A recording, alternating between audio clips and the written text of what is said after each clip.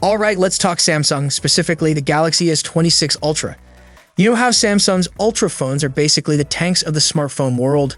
Huge cameras, bold design, and a presence you can't ignore. But now Samsung might be switching things up and going slim. Yep, you heard that right. According to a report from the Alex, Samsung's working on a new way to shrink down the size of its camera modules using inkjet printing. And no, we're not talking about your office printer here. So here's the scoop: most smartphone cameras today have a little film between the lenses. That film helps cut down on light reflections and other annoying visual glitches. Samsung wants to ditch that film and spray a layer of matte ink directly onto the camera components instead. The result? A much thinner lens assembly. Why does that matter? Because the camera module is usually the thickest part of any flagship phone. Make that thinner and suddenly you can slim down the entire phone. That means less camera bum and more pocket-friendly vibes.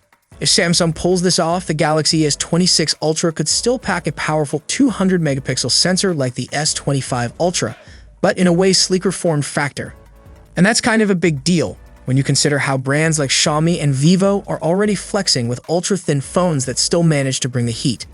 There's also some buzz about Samsung possibly replacing the Plus model with a new Edge model, like the Galaxy S25 Edge, which by the way is just 5.8mm thick. That's wildly thin for a phone with flagship specs. Imagine if the Ultra followed that same trend. But let's be real, thinning down the body isn't just about making a smaller camera. You've also got to think about battery life, heat dissipation, display durability, and yeah, the S Pen.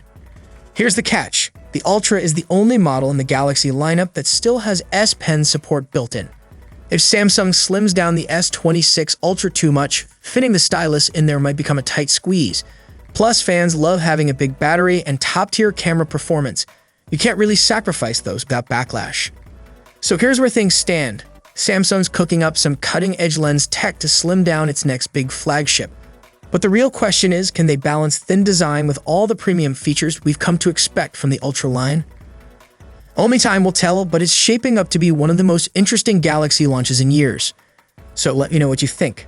Is a thinner Ultra worth the potential trade-offs? Would you give up the S Pen for a sleeker design? Drop your take in the comments.